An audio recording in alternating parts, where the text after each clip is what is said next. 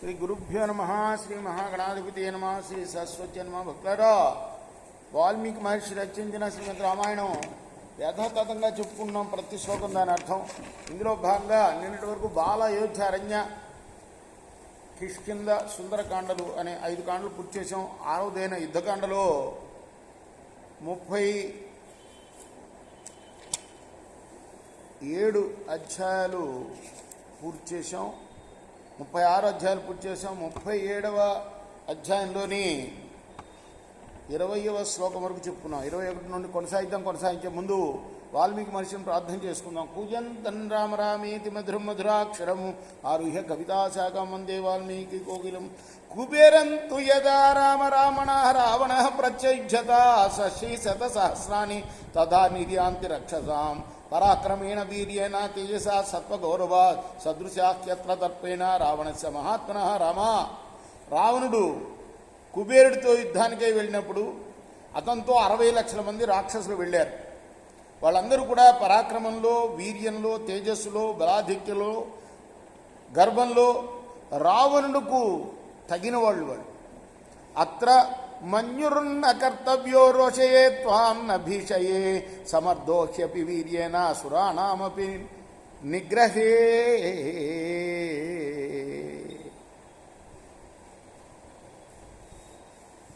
నేను శత్రు బలాన్ని వర్ణిస్తున్నాన్ని నువ్వు కోపించవద్దు రామా. విభీషణుడు చెప్తున్నాడు, నీకు శత్రువులపై కోపం తప్పించడానికి ఇది చెప్పానే కానీ భయపెట్టడానికి కాదు. నువ్వు పరాక్రమం చేత దేవతలను కూడా జయించడానికి సమర్థుడు సుమా. తద్భవాంశ్చతురంగేన బలేన మహతావృతం వ్యూహ్యేదం వానరానీకన్ నిర్మధిష్యతి రావణం. అంచేత నీవు ఈ వానరసేన వ్యూహంగా నిలిపి చతురంగ సైన్యంతో కూడిన రావణుని మధిస్తావు. రావణావర్జే వాక్యం ఏవం బ్రోతి రాఘవ శత్రువునాం ప్రతిగతార్థమిదం వచనం అబ్రవీత్.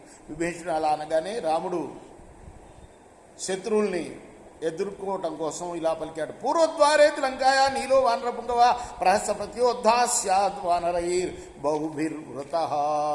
ఈయన కూడా రావణాసురులాగానే ఎవరెవరు ఎక్కడ ఉండాలో నిర్దేశిస్తున్నాడు రాముడు వారు. వానర శ్రేష్ఠుడైన నీలుడు చాలామంది వానరులతో కలిసి లంక యొక్క తూర్పు ద్వారంలో ప్రహస్తుడిని ఎదుర్కోవాలి. వాళ్ళ తూర్పు ద్వారంలో ప్రహస్తుడు ఉన్నాడు కాబట్టి ఆయన ఎదుర్కోవాలి. అంగదో వాలిపుత్రస్తు బలైన మహతావృత దక్షిణ వార్తాన్ ద్వారే మహాపార్శ్వ మహోదరవు. వాలిపుత్రుడైన అంగదుడు గొప్ప సైన్యంతో దక్షిణ ద్వారంలో ఉన్న మహాపార్శ్వ మహోదరుల్ని ఎదిరించాలి. హనుమాన్ పశ్చిమ ద్వారం నిష్పీట్య పవనాత్మజ ప్రవిశత్వ ప్రమేయాత్మం బహుభి కపిభిర్వృత. ఇక వాయుపుత్రుడు మహాబలం గలవాడు, మహాబుద్ధిబలం కూడా గలవాడైన హనుమంతుడు చాలా మంది వానరులతో కూడి పశ్చిమ ద్వారాన్ని పీడించాలి. దైత్య దానవ సంఘానాం ఋషీనాం చ మహాత్మనాం విప్రకార ప్రియ క్షుద్రో వరదాన బలాన్విత పరిక్రమతి యః సర్వాన్ లోకాన్ సంతాపయన్ ప్రజా తస్యాహం రాక్షసేంద్రస్య స్వయమేవ వధేతృతః ఉత్తరన్నగరద్వారమహము సౌమిత్రిణా సహ విపీడ్యాభిప్రవీక్షామా సబలో యత్ర రావణః.